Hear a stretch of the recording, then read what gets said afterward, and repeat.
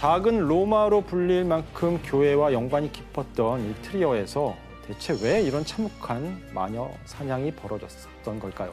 왜지? 당시 이곳에서 대규모의 마녀 사냥을 벌인 건 전 유럽을 휩쓸었던 당시의 거대한 사건과 깊이 연관되어 있습니다. 거대한 사건. 바로 종교 개혁입니다.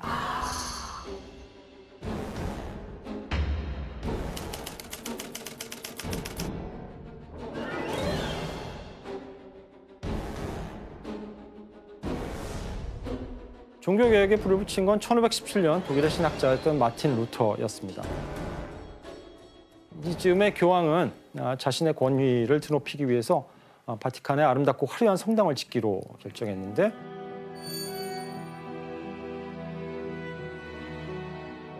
이를 위해서 막대한 건축비가 들었거든요. 그래서 이 건축비를 마련하기 위해서 신자들에게 특정한 문서 하나를 팔기 시작합니다. 아, 면죄부. 네, 면죄부라고 사람들이 많이 알고 있는데 아닌가요? 정확하게는 죄를 면해주는 거는 아니고 죄로 인해서 받게 되는 벌을 사해주는 면벌부라고 번역하는 것이 맞습니다.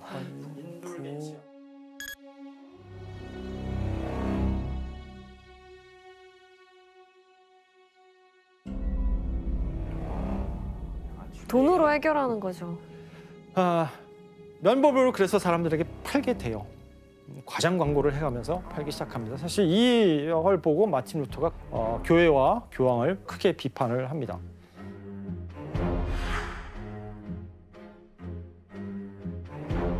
잘했네.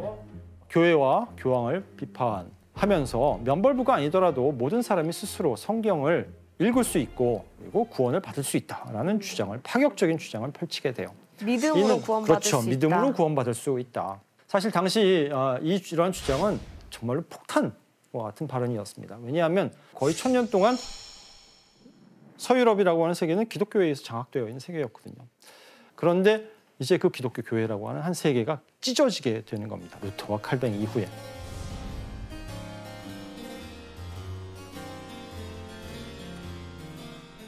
급기야 이제 루터와 칼뱅을 따르는 이들은 기존의 카톨릭 교회에서 벗어나서 새로운 교회를 만들게 되는데 그것이 바로 개신교라고 부르는 교회입니다. 개신교 세력이 당시 어느 정도 됐는지 한번 지도로 확인해 보겠습니다. 독일에서 시작된 루터의 교리는 이제 독일 남부지방, 동부지방, 그 다음에 저 위에 북유럽 지방으로 칼뱅파의 교리 저쪽 스코틀랜드 지방, 프랑스 남부, 그다음에 네덜란드 지방으로 확산이 되어 갑니다. 이건 유럽의 질서를 송두리째 뒤흔드는 엄청난 변화였습니다. 교수님, 그럼 그 개신교와 카톨릭 사이의 갈등이 얼마나 심했나요? 두 종교가 서로를 어떤 인식을 갖고 있었는지를 보여주는 그림이 있는데 한번 보실까요? 뭐야 저게? 기린이야? 뭐야? 왼쪽은 신교파에서 본 교황입니다. 발은 새의 발을 갖고 있고 몸은 물고기예요? 몸은 비늘로 덮여 있고 머리는 당나귀. 그러니까 교황을 저렇게 표현했다는 거예요? 교황을 저렇게 괴물로 표현하고 있습니다. 오른쪽은 카톨릭 교회에서 본 루터의 모습입니다. 코로 불고 있는데요? 악마가 조종하는 거네. 그렇죠. 루터의 얼굴이고 그리고 루터의 코에 달린 이 나팔 같은 걸 통해서 악마의 이야기를 지금 루터의 입을 통해서 전달하고 있다라고 묘사하고 있습니다. 진짜 와 대박이다. 이 구교와 신교의 갈등은 갈수록 격해져서 결국 유럽을 전쟁의 소용돌이로 몰아넣게 되는데 바로 종교 전쟁입니다.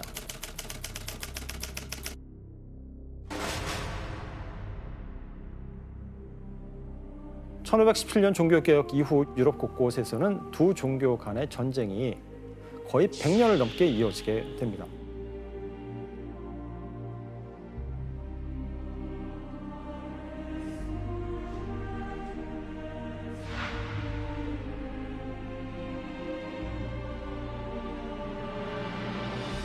아이고 참.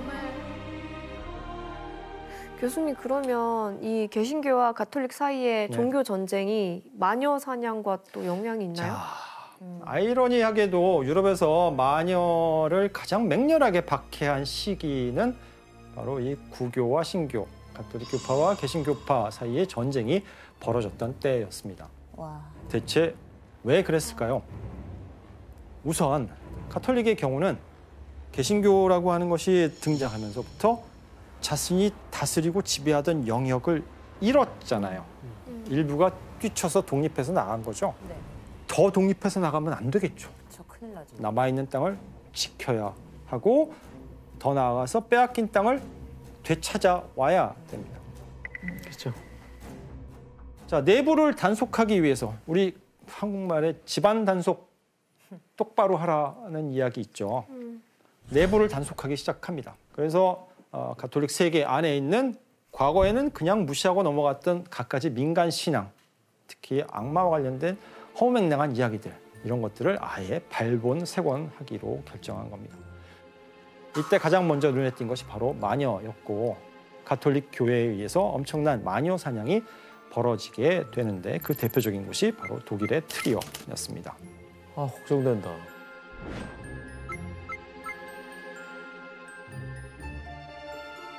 특히 트리어는 신성 로마 제국 내에서 가톨릭의 3대 중심지로 종교적으로 대단히 중요한 곳이었습니다.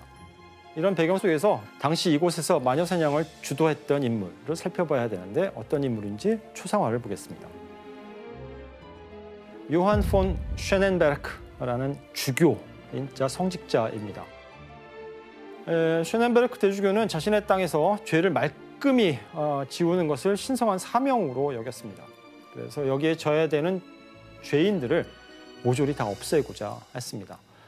아휴, 아하.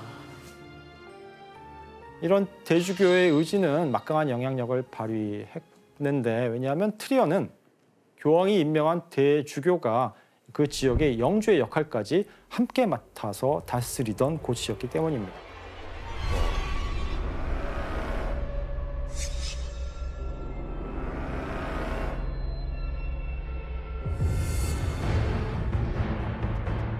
이렇게 막강한 힘을 가진 대주교의 주도하에서 트리오에서 이제 대규모 마녀 사냥이 벌어지게 됩니다. 그 결과 약 22개에 달하는 마을에서 370여 명의 사람들이 산채로 마녀라는 죄목으로 화형에 처해졌습니다. 그런데 이런 일이 과연 대주교의 의지만으로 가능했느냐? 여기엔 대주교의 주장에 동조하는 여러 지식인, 트리오의 엘리트들, 법률가들이 적극적으로 참여하게 됩니다. 의심스러운 사람들은 체포하고 재판에 넘기죠. 심지어는 마을 사람들은 마녀를 모조리 잡아 없애겠다라고 이제 자체적으로 긴급위원회를 조직하고 활동하기 시작했습니다. 가장 큰 이유는 마녀 재판이 가장 극심할 때 벌어지는 일이 바로 아이들을 증인으로 내세워서 마녀를 고발하는 겁니다. 그러니까 트리오에서는 8살난 어린아이가 증인으로 불려 나왔는데, 이 아이는 마녀가 자기를 집회로 데리고 갔다, 순간 이동을 시켰다, 염소 타고 날아가는데 나를 태웠다 등등의 온갖 증언을 하면서 자기가 집회에서 본 마녀의 이름을 하나 둘씩 불러댑니다. 아는 사람 이름들을 줄줄줄 불어대는 거죠. 와, 그거를 굳이 것들이 믿는다고. 그런데 이 광기가 순식간에 확산되면서 마녀로 끌려오는 사람들의 신분이 좀 다양해지기 시작합니다. 아이고. 귀족, 엘리트, 부유층, 계층을 가리지 않고 마녀로 몰리기 시작합니다. 급기야 트리어에서는 시장 2명과 고위 성직자들까지도 마녀로 의심을 받게 됩니다. 어머. 시장까지. 이때 마녀로 트리어에서 처형된 370명 중에 3분의 1에 해당하는 108명가량은 신분이 귀족이거나 아니면 정부, 시행정부에서 자리를 갖고 있는 그런 사람들이었습니다.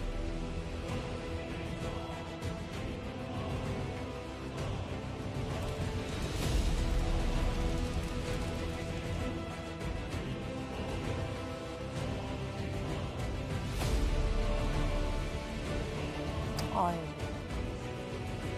아니 근데 개신교는 이렇게 마녀를 어떤 식으로 생각을 했어요? 자, 개신교도 기본적으로 세계를 바라보는 시각은 가톨릭 세계랑 똑같아요. 네네.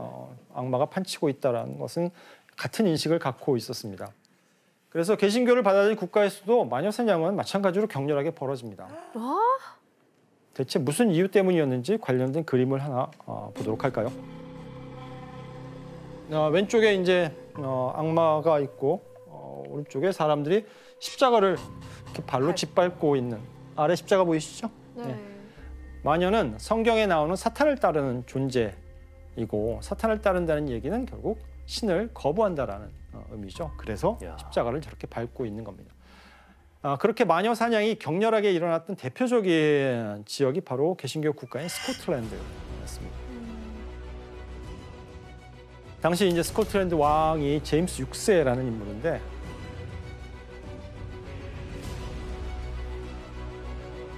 개신교는 제임스 6세에게 협조해서 마녀 재판을 관할하기도 하고, 또 왕에게 마녀에 대한 처벌을 강화하라고 요청하기도 했습니다. 그래서 이 시기 스코틀랜드에서는 약 3,000여 명의 마녀가 처형되었다라고 기록되고 있습니다. 아 끔찍해라. 이렇게 가톨릭 세계와 개신교파의 지역 세계는 각자의 논리로 마녀 사냥을 이어갑니다.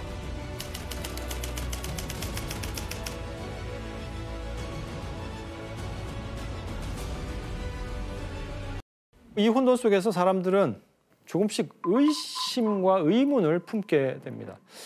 마녀로 지목돼서 처형당한 사람들, 특히 고위층의 귀족들이나 지식인들, 진짜 마녀였을까?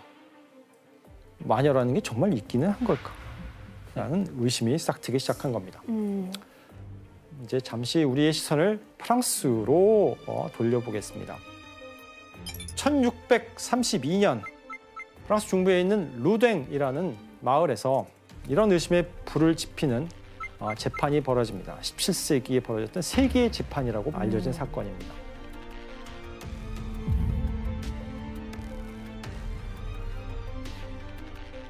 이 루댕시에서는 매우 기묘하고 믿을 수 없는 광경이 연출됩니다. 사실 지금까지 얘기한 마녀들은 대부분 고발을 당해서 재판정에 끌려왔잖아요. 네. 그렇죠? 근데 루댕에서는 스스로 자신이 악마에 쓰였다고 자백하는 여성이 나타난 것입니다. 당시 상황을 묘사한 그림을 보도록 하겠습니다. 왼쪽에 성직자가 서 있고요. 그리고 침대에 누가 누워 있나요? 여인. 어떤 여인인 것 같으세요? 수녀.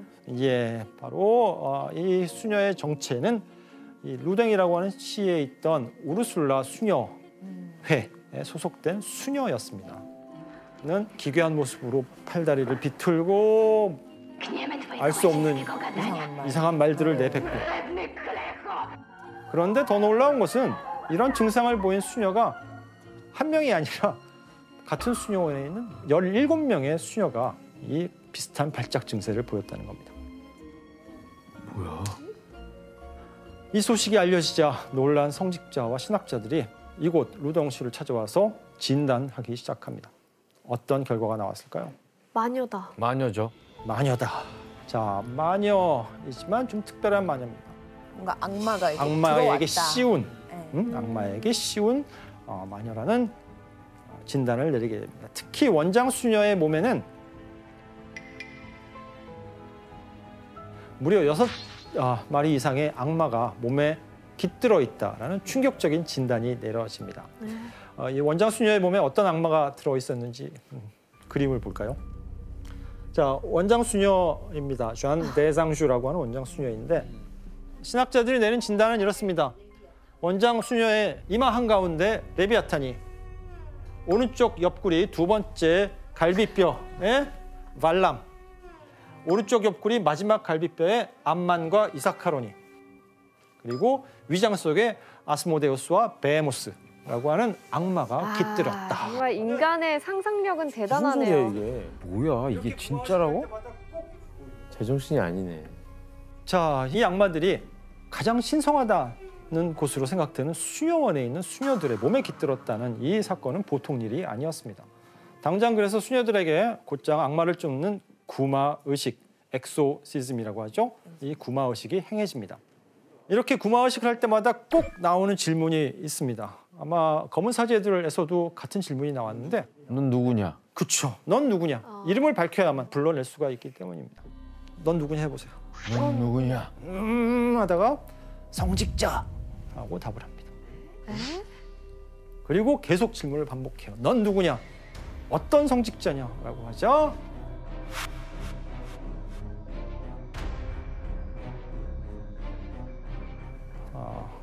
놀랍게도 그 마을의 교구 사제로 있던 위르뱅 그랑디에라는 신부님을 지목합니다. 신부를 지목했다고요? 예. 기묘한 사건에 의외의 인물까지 용의자로 몰리자 이 재판에 관심을 보이기 시작하는 사람들이 하나둘씩 늘어나는데 그 중에는 놀라운 인물이 하나 있었습니다. 바로 루이 13세의 재상이자 수석 대신이었던 리슐리의 추기경입니다. 리슐리의 추기경. 규현 씨는 리슐리에 대해서 잘 아시죠? 제가 이제 또 처음으로 했던 삼총사라는 뮤지컬에서 악역으로 나오는 분입니다. 그분이 이제 뭐 왕을 뭐 철가면 안에 가둬가지고 뭐 지하 감옥에 막 가둬두고 막 이런 내용이 나와요. 예. 사실 리슐리에는 프랑스 절대 왕정의 확립 과정에서 빼놓을 수 없는 굉장히 중요한 정치가였습니다. 사실 그가 추구했던 정치적인 이상은 그가 모셨던 국왕 루이 13세의 왕권을 절대적인 수준으로 강화하는 것이 그의 사명이었는데 17세기 초반까지만 해도 힘센 귀족들, 대귀족이죠. 대귀족들과 자치권을 갖고 있는 도시들이 힘을 발휘하고 있었습니다. 리슐리에는 지방의 세력을 약화시키기 위해서 성벽을 없애고자 했습니다. 왜냐하면 지방의 세력이 요새화된 성체를 갖고 있다는 것은 얼마든지 국왕 권력에 맞서서 저항할 수 있는 근거지로 활용될 수 있었다는 이야기이고 루댕시에도 바로 그 성벽이 있었던 거고요.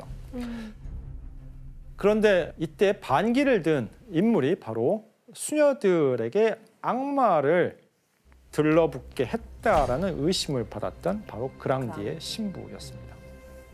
야. 그래서 리슐리에는 곧장 행동에 나섭니다. 특별위원회를 설치하고 그리고 루당의 마녀 심판에 적극적으로 개입하기로 합니다. 그러니까 굉장히 큰 사건이었어요. 그 프랑스뿐만 아니라 거의 유럽 전체에 그 소문 나가지고 사람들이 루당 그 지역에 많이 몰려왔어요. 그 재판을 보러. 재판은 모든 대중이 보는 앞에서 공개적으로 벌어집니다. 그리고 그에게 끔찍한 고문을 가하죠. 아, 뭐야. 뭐야? 네, 대표적인 고문 방법 중에 하나가 여기 그림에 나옵니다. 어떤 상황인 것 같으세요? 발이 없어졌네. 저기 막 피가 흘러나오고 있네. 거의 다리의 정강이 뼈를 으깨는 고문이라고 생각하시면 됩니다. 얼마나 고통이 심했을지는 뭐 굳이 상상할 필요는 없겠죠. 그런데 아무리 고문을 가해도 그랑디의 신부는 줄기차게 자신의 무죄를 주장합니다. 자백을 하지 않아요. 그러다 보니 그랑디의 신부에 대한 최종 판결이 내려질 수가 없고 계속 지연될 수밖에 없었습니다. 결국 악마 사건의 판결에서 가장 중요한 자백이 없었음에도 불구하고 이 그랑디의 사건에서는 재판관은 신부를 악마의 하수인이라고 판결을 내리고 그랑디의 신부는 이제 도시 광장에서 산채로 화형을 당하게 됩니다. 이런 재판을 뭐라고 그러냐면 답이 정해져 있는 정치 재판이라고 합니다. 정치적이기 때문에 그랑디에는 악마의 하수인으로 결정이 나고 결국 처형 당해야 했기 때문입니다. 그러니까 그 리슐리의 의견에 반대해서 그렇죠. 이런 일이 생긴 거겠네요. 네. 그리고 이 사건은 마녀 사냥에 대한 새로운 국면을 열게 됩니다. 사람들이 악마가 들린 수녀들의 모습을 보고 저거 진짜다. 아니 저거 연기 같은데? 라고 두 편으로 갈리게 돼요. 그리고 서로 논쟁을 벌이게 됩니다. 그랑디의 신부가 세력 다툼에 희생당했다라는 의심도 싹이 트고요. 어느새 여론은 걷잡을 수 없이 들끓었고 마녀와 마술 그리고 악마라는 프레임이 거짓이 아니냐라는 인식이 서서히 확산되기 시작합니다. 이제 와서 그리고 이 17세기는 프랑스에서는 어떤 시대냐면 이제 근대 철학의 아버지라고 부르는 데카르트가 등장했던 시기고 그런 데카르트가 주장한 합리론이 서서히 확산되어 가던 시기였습니다. 오호. 그리고 수학, 과학, 의학들이 발달하고 있었고요. 다시 말해서 세상을 더 이상 중세 시대의 그런 눈으로 보는 것이 아니라 다른 방식으로 세상을 보는 사람들이 조금씩 늘어가던 중이었습니다. 드디어. 게다가 100년 넘게 유럽을 휩쓸었던 이 카톨릭과 개신교 사이의 전쟁도 어느 정도 일단락되면서 유럽을 휩쓴 거대한 갈등, 종교적인 광기도 차츰 사그라들기 시작했습니다. 다행이네. 그리고 이 틈을 타서 프랑스에선 왕권 강화를 추구하던 강력한 왕이 루이 13세의 뒤를 이어서 등장하는데 그리고 이 인물의 마녀 사냥의 종지부를 찍게 됩니다.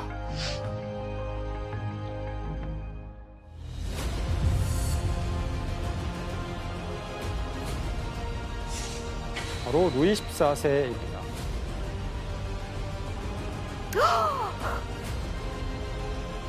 당시 루이 14세가 절대적인 권력, 절대 군주로서의 자신의 위상을 완성하기 위해서 자신의 명령하에서 프랑스의 모든 지역이 똑같은 방식으로 다스려지기를 원했습니다. 이런 걸 통일적인 사법 체계라고 합니다. 그런데 루이 14세가 이렇게 통일된 사법 체계를 확립하는 과정에서 걸리적거리는 게 하나 있었는데 그게 바로 지방 재판소에서 무분별하게 벌어지고 있는 마녀 사냥이었습니다. 그래서 루이 14세는 왕권 강화를 위해서 마녀 사냥을 이제 제한하기 시작합니다.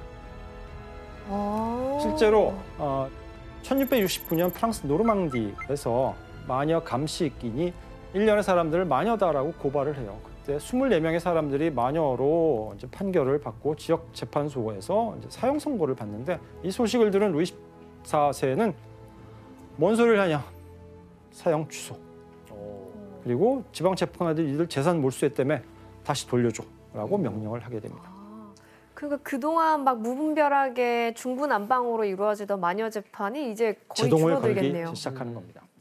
그렇게 루이 14세가 즉위한 지 약 40년이 지난 후인 1682년 태양왕은 이제 왕령으로 마녀 재판을 공식적으로 금지시킵니다. 첫째, 주술의 실제를 부정하고 마술과 마법, 마녀 재판을 폐지한다. 둘째, 주술 행위에 대한 처벌은 체형에 그친다. 셋째, 마녀들의 행위는 악마와의 계약이 아닌 단순한 미신이다.